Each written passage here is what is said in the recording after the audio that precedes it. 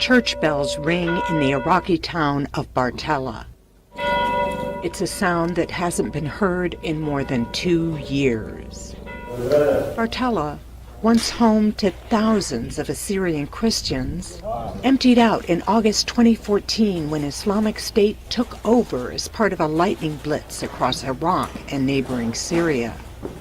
Islamic State issued an ultimatum to Christians: pay a tax, convert to Islam, or die by the sword. Most, including all of Bartella's residents, fled towards the autonomous Kurdish region.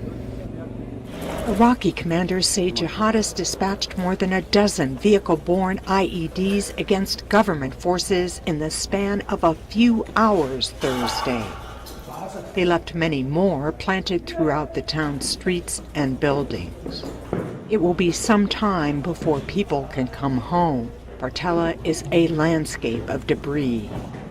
As Iraqi forces push closer to Mosul, the militants' last major stronghold in the country.